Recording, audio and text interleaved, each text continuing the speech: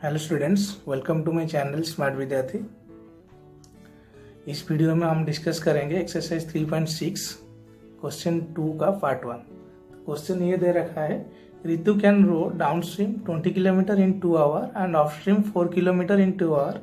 Find her speed of rowing in still water and the speed of current.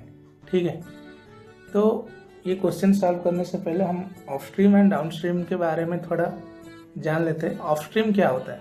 Upstream का मतलब होता है जो बोट है वो स्ट्रीम के अगेंस्ट में जा रहा होता है, ठीक है, और मूव कर रहा होता है।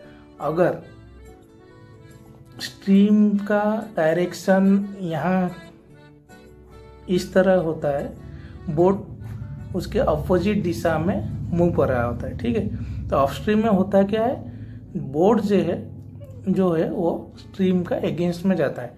अगर बोट का speed x kilometre per our है एंड स्ट्रीम का स्पीड जो है वो y किलोमीटर पर आवर है, तो स्पीड उसका अपोजिट डायरेक्शन में होता है, यानी अपोजिट डायरेक्शन में फोर्स अप्लाई कर रहा होता है। तो यहाँ पे बोट का स्पीड जो होता है वो थोड़ा कम हो जाता है। कितना कम होता है? जितना स्ट्रीम का स्पीड होता है, यानी उनका स्पीड जो है वो अपस्ट्रीम में थोड़ा कम होता है, यानी x-y किलोमीटर पर आवर का हो जाता है।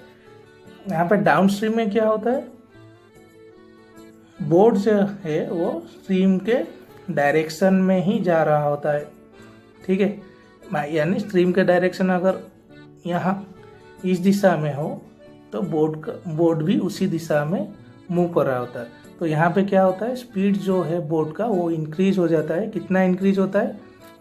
स्ट्रीम का स्पीड जितना है उतना ही इंक्रीज होता है। यानी अगर बोट का speed x kilometre per hour हो एंड स्ट्रीम का स्पीड जो है वो y किलोमीटर पर आवर हो, तो डाउन स्ट्रीम में क्या हो जाता है, वो x plus y kilometre per our का हो जाता है स्पीड का, किसका ना, बोट का, ठीक है।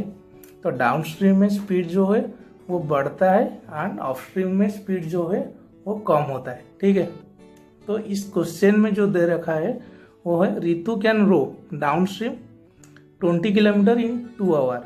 यानी रितु जो है डाउन स्ट्रीम में 20 किलोमीटर मूव करने को 2 आवर्स लेता है एंड अपस्ट्रीम में 4 किलोमीटर मूव करने को 2 आवर्स लेता है। तो यहाँ पे एक सिंपल सी फार्मूला यूज होगी जो है कि distance is equal to speed into time, that implies time is equal to distance by speed. हम ये फार्मूला यूज करेंगे, ठीक है। सॉल्व करते हैं। Let us assume that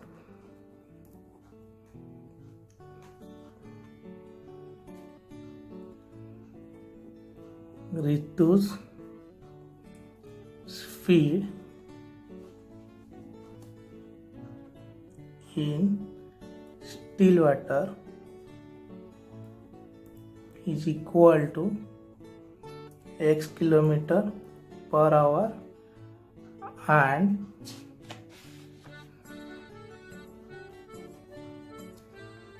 speed of stream is equal to y kilometre per hour, ठीक है।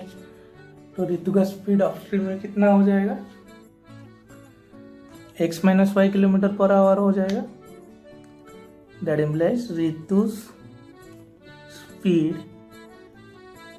इन of stream is equal to x minus y kilometre per hour and Ritu का स्पीड डाउन स्ट्रीम में कितना होगा, रितु स्पीड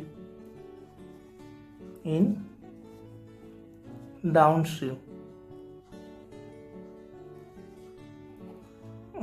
ऐड हो जाएगा, यानी x plus y kilometre per hour, ठीक है। तो क्वेश्चन में क्या दे रखा है, Ritu can row downstream 20 kilometre in 2 hours. यानी 20 किलोमीटर मूव करने को ऋतु को 2 आवर्स लगते हैं, किसमें, डाउन स्ट्रीम में। तो अकॉर्डिंग टू क्वेश्चन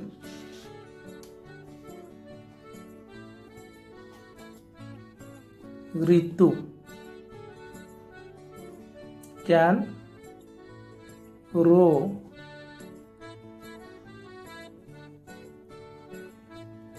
downstream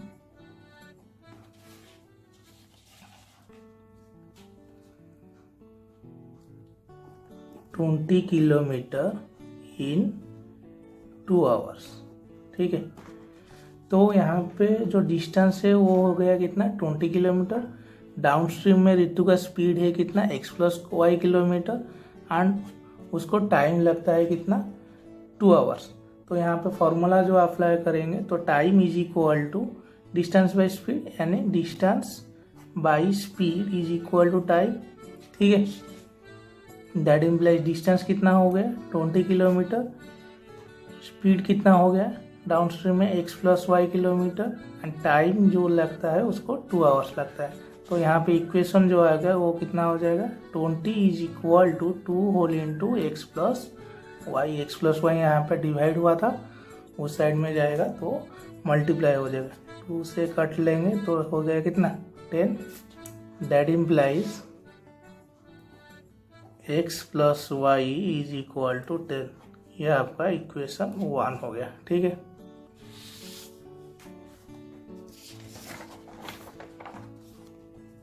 उसके बाद जो ये दे रखा है ऋतु अपस्ट्रीम में 4 किलोमीटर जाने को 2 आवर्स लेता है। ठीक है, यानी ऋतु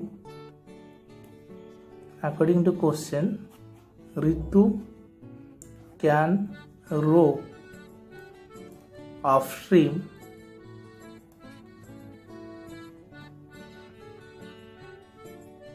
4 किलोमीटर इन 2 आवर। अपस्ट्रीम में 4 किलोमीटर जाने को ऋतु को 2 आवर्स लगते हैं। तो यहाँ पे भी वही फार्मूला यूज होगा। यहाँ पे डिस्टेंस जो है वो हो गया 4 किलोमीटर, 2 आवर हो गया क्या उसका टाइम, एंड जो स्पीड है अपस्ट्रीम में ऋतु का वो हो गया कितना x-y किलोमीटर। ठीक है, तो यहाँ पे डिस्टेंस बाय स्पीड जो है वो हो गया कितना टाइम, डिस्टेंस हो गया आपका 4 बाय स्पीड हो गया कितना x-y, टाइम जो ले रखा है वो हो गया कितना आपका 2 किलोमीटर। तो यहाँ पे जो इक्वेशन निकल के आएगा वो हो गया कितना 4 is equal to 2 whole into x-y। तो यहाँ पे जो 2 है यहाँ पे कट जाएगा, वो हो जाएगा कितना 2। That implies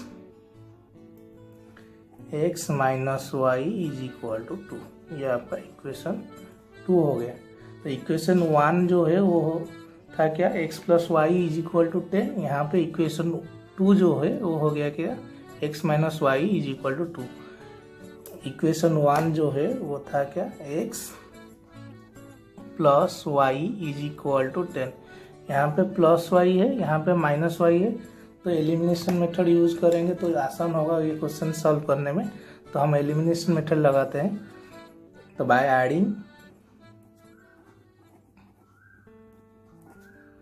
equation 1 and 2 we have, तो इक्वेशन 1 जो था वो था x+y is equal to 10 and equation 2 जो है x-y इज इक्वल टू 2। तो क्या हो जाएगा यहाँ पे +y एंड -y कैंसिल हो जाएगा, वो हो जाएगा कि ना 2x is equal to 12। That implies x is equal to 12/2 is equal to कितना 6। ठीक है, तो जो x का वैल्यू है उसको इक्वेशन 1 में डालो या इक्वेशन 2 में डालो, कोई भी फर्क नहीं पड़ेगा। तो इक्वेशन 1 में डालते हैं x+y is equal to 6। x का जो वैल्यू है वो है कितना 6, सॉरी इक्वेशन 1 में ये 10 था, 6+y is equal to 10। That implies y जो है वो हो जाएगा कितना 10 - 6 is equal to 4।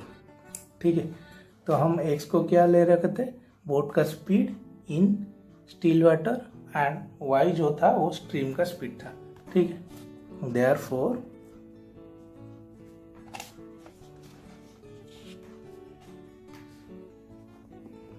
ऋतु's speed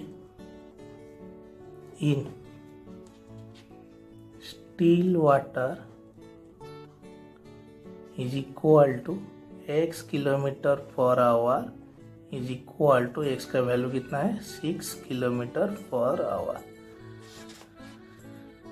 and speed of stream is equal to y kilometre per hour is equal to y का वैल्यू कितना है 4 किलोमीटर पर आवर।